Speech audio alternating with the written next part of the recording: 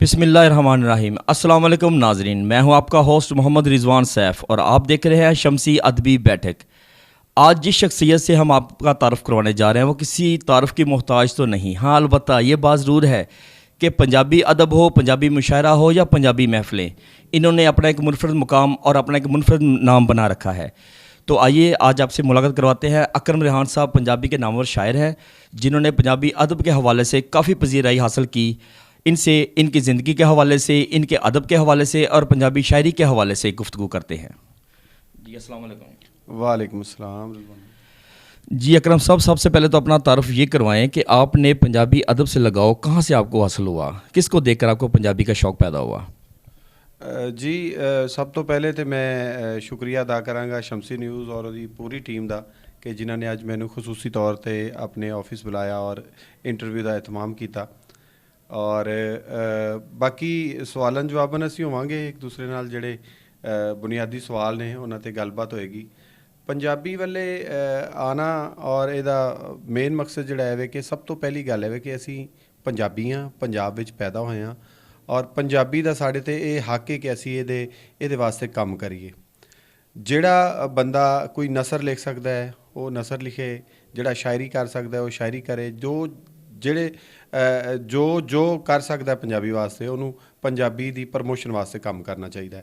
साडे इलाके दे विच पंजाबी शौरा दी कसीर तादाद सी जदों असी इस फील्ड च आए तो अली अनवर अहमद साहब, अशरफ आबद साहब, एम आई कैसर साहब, नज़ीर अहमद जाहिद साहब और चंद जिहड़े साडे सीनियर शायर सी वो पंजाबी शेर कहंदे सी। उन्हां नूं वेख के असी भी पंजाबी शेर कहना शुरू किया। फिर उस तो बाद एक फिजा बनी कि शेर जिहड़ा है वो पंजाबी सुनन वास्ते असी कंगनपुर तो बाहर भी गए। कंगनपुर की बाहर जाके देखा कि पंजाबी अदब की एक वड्डी मार्केट है, बहुत वड्डा मंच है, बहुत वड्डा खेतर है पंजाबी। और तो मलक तजम्मल कलीम साहब नाल मुलाकात हुई। मलक तजम्मल कलीम साहब बिलाशुबा पंजाबी दे शेक्सपीयर ने और उन्होंने पंजाबी गज़ल और पंजाबी शेर नूं अज तो बहुत अगे लिजा के रख दिता है। तो उन्हों की शख्सियत तो मुतासर हो के फिर बकायदा तौर पर मैं पंजाबी शेर वाले आया। ये तकरीबन सन 2002-03 की गल है। जी ये तो जी अकरम रेहान साहब का तारुफ। आइए इनसे चंद सवालात करते हैं पंजाबी शायरी के हवाले से, इनको मिलने वाले एवार्ड, जो इनको मिलने वाले एजाज़ात हैं अपनी ज़िंदगी में पंजाबी शोरा के हवाले से, वो इनसे जानते हैं और कहाँ कहाँ पर इन्होंने परफॉर्म किया, किस किस जगह से इनको ऑफ़र्स आई कि आगे परफॉर्म करें। इंडिया पंजाब से भी हमें मालूम करने पे पता चला कि इंडिया पंजाब में भी इनको बहुत पजीराई हासिल है और वहाँ पे भी लोग इनकी शायरी को पसंद करते हैं। आइए उस हवाले से इनसे पूछते हैं कि आज तक इन्होंने कितनी तसानीफ़ इस पर लिखी हैं और पंजाबी अदब के हवाले से भी पूछते हैं। जी मैं समझना कि ये वास्ते जो मैंने बहुत ज़्यादा काम करने की ज़रूरत है। मेरी बुक अजे तक पब्लिश नहीं हुई, अंडर प्रोसैस है। मेरे दोस्त वो काम कर रहे हैं। मैं अपने दोस्तों की कुछ जिम्मेदारी लगाई है कि वो मेरी किताब नूं जिहड़ा है वो फर्द जिहड़ियां मेरियां गज़लां, नज़मां और जिहड़े गीत ने उन्हां नूं कलैक्ट करके तो जल्द अज जल्द जिहड़ा वो उन्हां नूं अमली जामा पहनाया जाए कि असीं उन्हें किताब की शक्ल दे दईए जी। तो बाकी पंजाबी मुशायरे जिहड़े ने वो पूरे पंजाब च बल्कि पंजाब तो बाहर जाके भी असीं पंजाबी की खिदमत की है, अपनी माँ बोली की खिदमत की है और बेशुमार मुशायरे पढ़े ने, बहुत नामवर शौरा दे नाल मुशायरे पढ़े ने। बल्कि पंजाब का कोई ऐसा खिता नहीं, कोई ऐसा ज़िला नहीं जिथे सानू इस जुबान की हवाले नाल, पंजाबी होने के हवाले नाल सानू इज़्ज़त ना मिली होवे। पंजाबी जुबान जिहड़ी है वो बड़ी वसी और बड़ी आला दर्जे की जुबान है और ये सूफिया फुकरा की जुबान है। ये सूफियाना कलाम जिन्ना पंजाबी जुबान च मिलता है इन्ना किसी होर जुबान च सूफी लिटरेचर मौजूद नहीं है जिन्ना साड़ी पंजाबी जुबान विच। ते असी पंजाबी नूं जिहड़ा है वो मुशायरे करवाना ही फ़कत या मुशायरे पढ़ना ही फ़कत पंजाबी की खिदमत नहीं है। ये वास्ते साड़ी जिहड़ी कोशिश है, जिहड़ी साड़ी मेन जिहड़ा इहदा मकसद है वो ये कि असी चाहते हैं कि पंजाबी साड़ी दफ्तरी जुबान बन जाए। साढ़े दफातर के अंदर साढ़े जिन्ने भी ऑफिस ने, साड़ी असैम्बली के अंदर, असैम्बली फ्लोर पर साढ़े पार्लीमेंटेरियन जिहड़े ने वो पंजाबी विच गल करन। ਪੰਜਾਬੀ ਫਿਰ ਵੇਖਾਂਗੇ ਕਿ ਪੰਜਾਬੀ ਨੂੰ ਉਹਦਾ ਮਕਾਮ ਹਾਸਲ ਹੋ ਚੁੱਕਿਆ। ਪੰਜਾਬੀ ਫਿਲਹਾਲ ਜਿਹੜਾ ਹੈ ਉਹਨੂੰ ਪੰਜਾਬ ਹੀ ਬਹੁਤ ਪਿੱਛੇ ਰੱਖੀ ਖਲੋਤਾ ਹੈ ਤੇ ਅਸੀਂ ਆਲਾ ਹੁਕਾਮ ਤੱਕ ਵੀ ਇਹ ਆਪਣਾ ਪ੍ਰੋਟੈਸਟ ਵੀ ਪਹੁੰਚਾਉਂਦੇ ਰਹਿੰਦੇ ਹਾਂ, एहतजाज भी पहुँचाते रहने कि पंजाबी जिहड़ी है इनू इहदा बुनियादी हक मिलना चाहिए साडे स्कूलों च कालजां च, बल्कि पहली तो लग के BA तक जिहड़ी जिहड़ा निसाब ही इस तरह का तरतीब दिता जाए जिहदे विच पंजाबी नू लाजमी मजमून के तौर पर पढ़ाया जाए। उन्नी देर तक कोई भी कौम तरक्की नहीं कर सकती, उन्नी देर तक कोई भी कौम अपने बुनियादी अलूम नहीं सीख सकती जिन्नी देर तक उसकी मादरी जुबान ਉਹਦਾ ਜ਼ਰੀਆ ਤਲੀਮ ਨਾ ਬਣਾਇਆ ਜਾਏ। ਸੋ ਸਾਡੀ ਸਭ ਤੋਂ ਵੱਡੀ ਐਫਰਟ, ਸਭ ਤੋਂ ਵੱਡੀ ਕੋਸ਼ਿਸ਼ ਹੈ ਵੇ ਕਿ ਅਸੀਂ ਮੁਸ਼ਾਇਰੇ ਪੜ੍ਹਦੇ ਫਿਰੀਏ, ਗਜ਼ਲਾਂ ਲਿਖਦੇ ਫਿਰੀਏ ਜਾਂ ਪੰਜਾਬੀ ਇਵੈਂਟ ਜਿਹੜੇ ਨੇ ਉਹ ਅਸੀਂ ਉਹਨਾਂ ਨੂੰ ਅਰੇਂਜ ਕਰਦੇ ਰਹੀਏ। ਇਹਦਾ ਮਕਸਦ ਸਿਰਫ ਇੱਕ ਹੀ ਹੈ ਕਿ ਪੰਜਾਬੀ ਨੂੰ ਉਹਦਾ ਬੁਨਿਆਦੀ ਹੱਕ ਮਿਲ ਜਾਏ। ਸਾਡੇ ਸਕੂਲਾਂ, ਕਾਲਜਾਂ, ਯੂਨੀਵਰਸਿਟੀਆਂ 'ਚ ਪੰਜਾਬੀ ਨੂੰ ਲਾਜ਼ਮੀ ਮਜ਼ਮੂਨ ਦੇ ਤੌਰ 'ਤੇ ਪੜ੍ਹਾਇਆ ਜਾਏ, ਜਿਹੜਾ ਅਜੇ ਬਹੁਤ ਪਿੱਛੇ ਵੇ। जी नाजरीन, कितनी अच्छी बात की अकरम रेहान साहब ने कि हमारा कल्चर पंजाब की सकाफ़त से मुंसलिक है और हमें चाहिए कि हम अपनी इस बात को आला ईवानों तक पहुँचाएँ ताकि पंजाबी कल्चर को, पंजाबी ज़ुबान को फ़रोग मिले। पंजाबी जो ज़ुबान है इसमें बेनिफिट इस लिहाज से ज़्यादा है क्योंकि हमारा पंजाब का टोटल जो दारोमदार वो पंजाबी ज़ुबान पे चलता है। उर्दू ज़ुबान बोली ज़रूर जाती है लेकिन वो सौ जगह पे है, लेकिन पंजाब का जो कल्चर है, वो सकाफ़त है, वो पंजाबी ज़ुबान के साथ जुड़ी हुई है। तो आइए इनसे मज़ीद जानते हैं कि ये जो शायरी करते हैं पंजाबी में, ये ज़्यादातर अपनी शायरी करते हैं या पढ़ी लिखी शायरी भी करते हैं? जी रिजवान भाई, जिहड़ी शायरी है वो शायर तो अपनी शायरी बयान करता है, अपना ही उहदा तखय्यल है, अपनी ही उहदी उसने तरतीब है। शायर जिहड़ा शेर कहता है, जिहड़ा शायर है वो शेर अपना ही पेश करता है। तो मैं मतलब जिहड़ा कदी भी बहुत मैं अपने उस्ताद दे शेर मलिक तजम्मल करीम साहब दे शेर अक्सर जिहड़ा है वो ज़रूर उन्होंने अपनी वाल ते भी शेयर करना, अपने दोस्तों भी सुनाना। अपने अच्छे दोस्तों के अच्छे शेर वहीद रज़ा साहब ने या इस तो इलावा पंजाब के अंदर जिहड़े अच्छी गज़ल कहते हैं, मैं उन्होंने शेर दोस्तों नाल शेयर जरूर करना, लेकिन मुशायरियां के अंदर जिहड़ा है वो शायर सिर्फ अपना कलाम ही पेश करता है, असी अपना लिखा कलाम ही पेश करने हैं। जी नाज़रीन, आपने सुना कि जैसा अकरम रेहान साहब ने बताया कि मैं सिर्फ अपनी लिखी हुई शायरी मुशायरे में पेश करता हूँ, उसके अल्फाज ही मैं अदायगी करता हूँ। आइए इनसे मज़ीद ये जानते हैं कि सूफियाना कलाम जो होते हैं, जो अल्लाह के वली हज़रात हैं, हज़रत बाबा बुल्ले शाह सरकार है, हज़रत बाबा फरीदुद्दीन मसूद गंज शकत सरकार हैं, हीर वारिस शाह जिन्होंने लिखी, पीर वारिस शाह सरकार हैं, इनसे ये मालूम करते हैं कि इन जो अल्लाह के वलियों में से जिन्होंने अपनी किताबें लिखी, तसानीफ़ लिखी, आप सबसे ज़्यादा किसको पसंद करते हैं और किसको फॉलो करते हैं? ओवरऑल तो मैं तमाम सूफिया कराम जिहड़े ने उन्हां दे कलाम नूं पढ़ना वा। सैफ अल मलूक भी पढ़ना वा, कलामे बुल्ले शाह भी पढ़ना वा, माधू लाल भी पढ़ना वा, शाह हुसैन भी पढ़ना वा, कोट मिठन वाले जिहड़े ने बाबा पाकपतन वाले बाबा फरीदुद्दीन मसूद गंज शकर उन्हां दा जिहड़ा कलाम है वह भी पढ़ना वा। सूफियाना कलाम जिहड़ा है वो सिर्फ और सिर्फ लुकाई दी गल है, उहदे अंदर लुकाई दी भलाई दी गल है, बंदे दे और ओदे माबूद दी गल है, आपसी इश्क दी गल है, आपसी जुड़त दी गल है। इहदे अंदर लोभ और लालच की गल नहीं है। इस करके सूफियाना जिहड़ा कलाम है वो रूह की सरशारी है और रूह नूं तरो ताज़ा करता है। मैं सब सूफिया का कलाम पढ़दा वां ते मैं अगर मैनू पुछया जाए कि मैं फॉलो किन्हां नूं करना, तो मैं अपना इस मामले च अपना मुर्शद बाबा जी बुल्ले शाह सरकार रहमतुल्लाह अलैह उन्हां नूं मानना वा और वाकई ही कसूर दी नहीं बल्कि पूरी दुनिया ते साडी पहचान दा जरिया ने और उन्हां दी वजह तो साडी शनाख्त है कि असी जिथे भी इंडिया तो कॉल आंदी है या बेशुमार मुमालक तो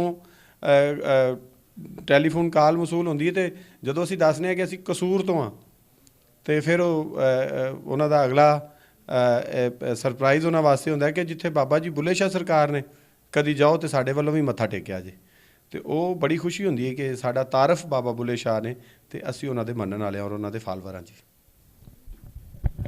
जी नाज़रीन, आपने सुना अकरम रेहान साहब को पंजाबी के नामवर शायर कंगनपुर नहीं बल्कि पूरे पंजाब में जाने माने जाते हैं माशाल्लाह से।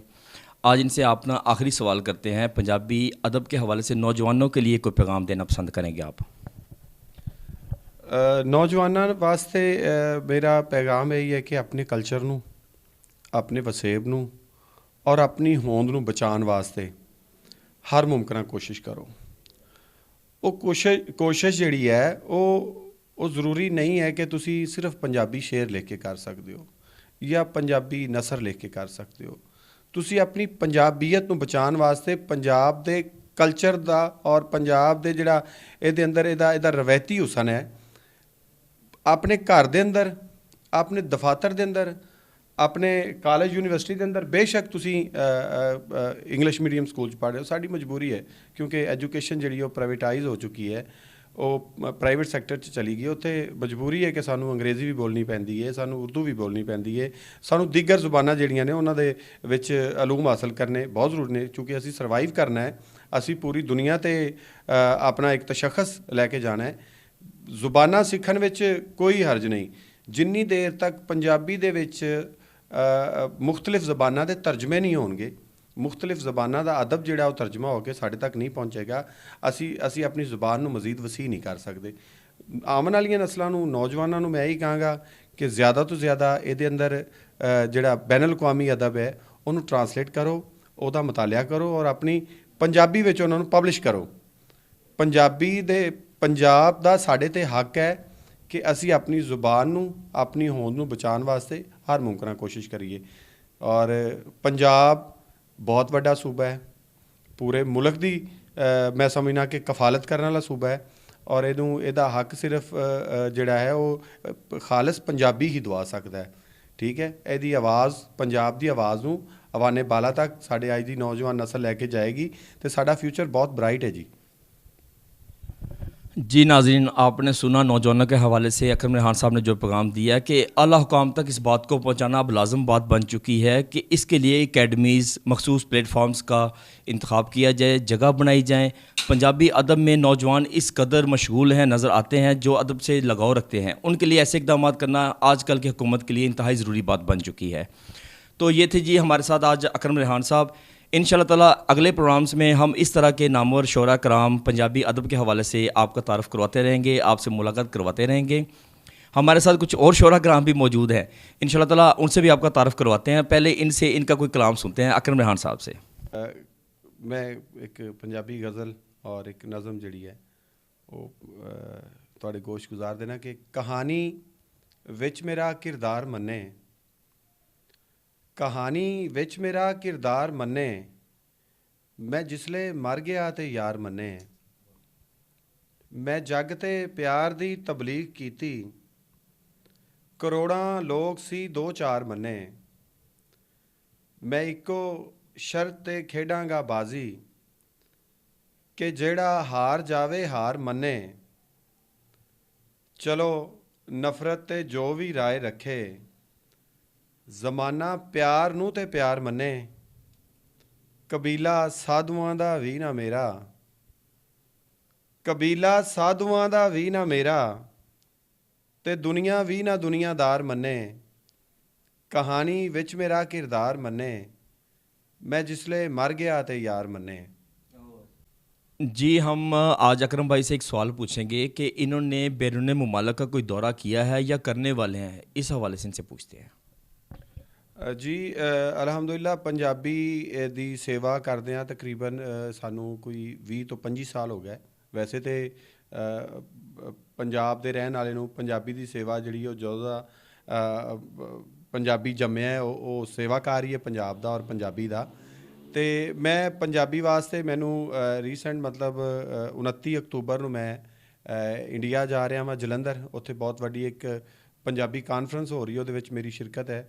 29 ਅਕਤੂਬਰ ਨੂੰ ਅਸੀਂ ਵਾਘਾ ਬਾਰਡਰ ਤੋਂ ਜਿਹੜਾ ਹੈ ਉਹ ਇੰਡੀਆ ਜਾਵਾਂਗੇ ਔਰ ਜਲੰਧਰ 29 ਤੋਂ 4 ਤਰੀਕ ਤੱਕ 4 ਨਵੰਬਰ ਤੱਕ ਇੰਡੀਆ ਦੇ ਅੰਦਰ ਇੱਕ ਕਾਨਫਰੰਸ ਹੈ, ਉਹਦੇ 'ਚ ਮੁਖਤਲਿਫ ਪ੍ਰੋਗਰਾਮ ਨੇ। ਉਹਦੇ ਸਾਡੇ ਨਾਲ ਕੁਝ ਥੀਏਟਰ ਦੇ ਲੋਕ ਜਾ ਰਹੇ ਨੇ ਔਰ ਕੁਝ ਸ਼ੋਰਾ ਜਾ ਰਹੇ ਨੇ। ਬਹੁਤ ਵੱਡਾ ਉੱਥੇ ਪੰਜਾਬੀ ਦਾ ਮੰਚ ਲੱਗਣ ਜਾ ਰਿਹਾ, ਜਿਹਦੇ ਵਿੱਚ ਸਾਡੇ 14 ਲੋਕਾਂ ਦਾ ਗਰੁੱਪ ਜਾ ਰਿਹਾ ਔਰ ਉਹਦੇ 'ਚ ਤਕਰੀਬਨ ਕੋਈ 8 ਸ਼ਾਇਰ ਨੇ, ਬਾਕੀ ਉਹਦੇ 'ਚ ਕੁਝ ਥੀਏਟਰ ਦੇ ਲੋਕ ਨੇ ਔਰ ਬਾਕੀ ਕੁਝ ਹੋਰ ਐਕਟੀਵਿਸਟ ਜਿਹੜੇ ਨੇ ਪੰਜਾਬੀ ਦੇ ਉਹ ਉਹਦੇ 'ਚ ਸ਼ਿਰਕਤ ਕਰਨਗੇ ਜੀ। जलंधर जा रहे हैं जी।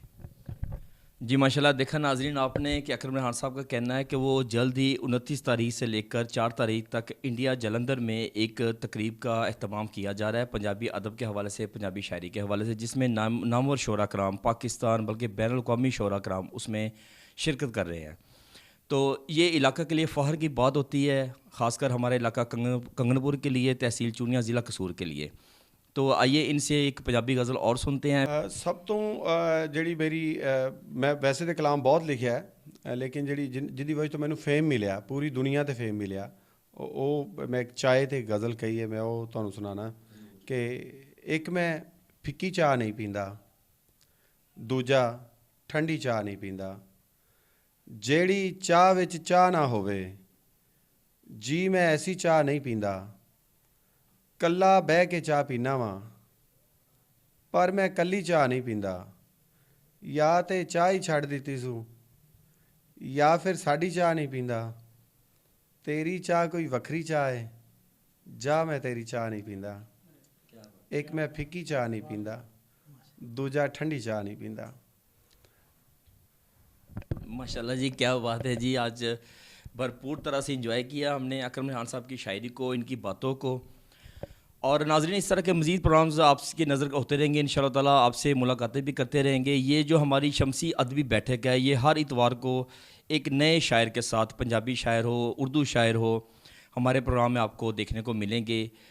और इससे इल्म में इंसान का एक दो इजाफा होता है। अदब के हवाले से इंसान की शख्सियत जो होती है ना इंसान की, वो कहते हैं ना, बड़ों की मिसाल है, इल्म जब अमल में बदल जाए तो इंसान की शख्सियत निखर जाती है।